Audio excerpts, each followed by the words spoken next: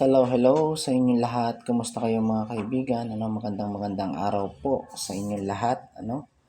At ito pong muli ang inyong kaibigan, na si Mel RD Mendoza. Ayan. Kumusta po ba ang inyong araw ngayon? Sana naman po ay nasa mabuti kayong kalagayan sa mga oras na ito. No? At yan, pag-usapan po natin, mga kaibigan, ang panahon ngayon. Sobrang lamig pa rin ang panahon ngayon. At medyo kakaiba yung nararanasan nating weather sa mga panahon ito. Talagang kahit kami ng mga visually impaired, nakakaramdam na rin ng iba-ibang pagbabago sa panahon. At mas mabilis bumaba yung immune system ng tao, unlike nung nakaraan.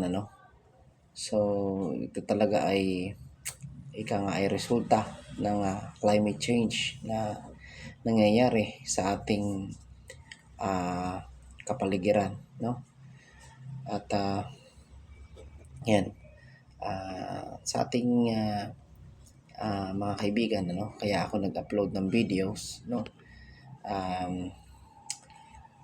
panatilihin natin na isang pagpapayo lang, panatilihin nating maging masigla at malakas ang ating pangangatawan. Lagi po tayong mag-consume ng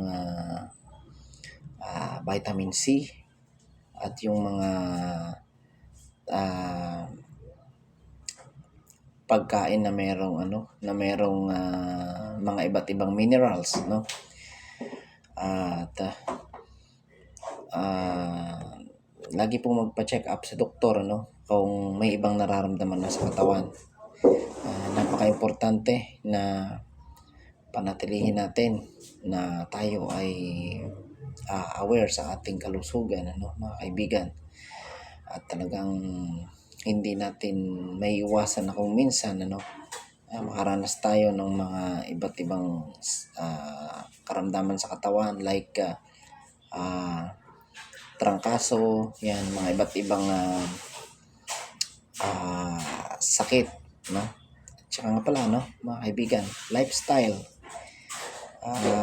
Ingatan din natin ang ating lifestyle hangga't maaari, more on fruits tayo, vegetables, and iwasan mga mamantikang pagkain, Ito naman po, mga kaibigan, ay para din sa ikabubuti ng ating kalusugan at sa ikabubuti ng ating pangangatawan. Kumbaga talagang hindi na talaga biro yung nararamdaman nating climate change sa mga panahon ngayon, At lalo din nating nararamdaman yung hirap ng magkasakit kasi almost lahat po ay tumataas, almost lahat ng mga bilihin ay tumataas. So pati yung gastusin for medications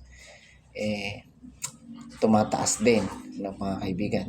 So dapat lagi tayong aware sa ganyan, At least invest na ma-save natin para sa ating pamilya, para sa ating mga anak, napupunta lang sa pagkakasakit yung ating pinaghihirapan.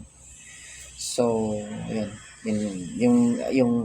yung ganong awareness ay napaka-importante, para sa ating lahat, lalo na ngayon ay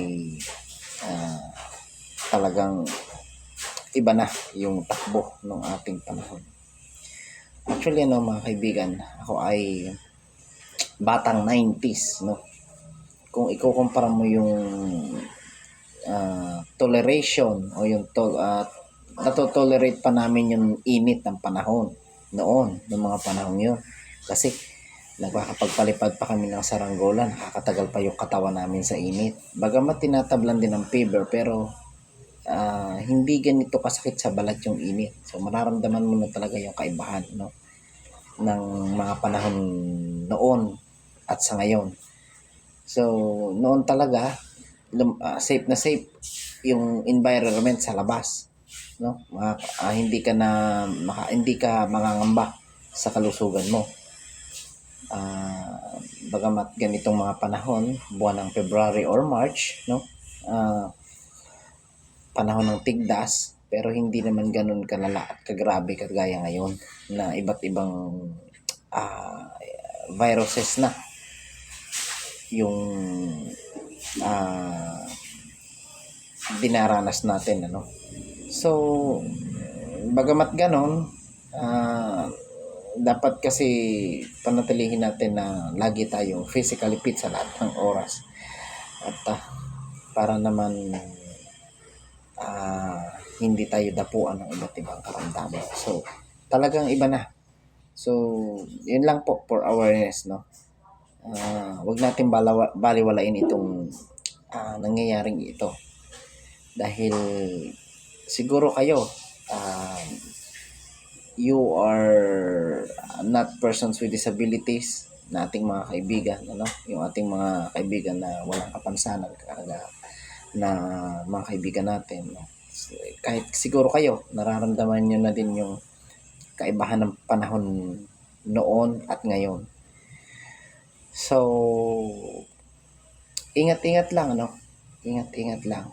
At lagi tayong manalangin na gabayan tayo ng Panginoon sa lahat ng oras, sa lahat ng panahon, pagkakataon. At lagi tayong humingi ng paggabay sa kanya sa araw-araw. Iligtas tayo sa lahat ng anumang uri ng karamdaman at sakit. Yan lang talaga ang ating masasandigan sa ngayon, no? So, yan lamang po mga kaibigan, no? And sana po ay meron kayong natutunan sa maikling videos na ito, no? So, ito pong muli ang inyong kaibigan, no, na si Mel R.D. Mendoza, ang inyong handsome and cute na kaibigan. So, ingat-ingat po. God bless. Take care. Pagpalain po tayong lahat ng Panginoon Diyos sa araw-araw. Magandang araw sa inyo lahat.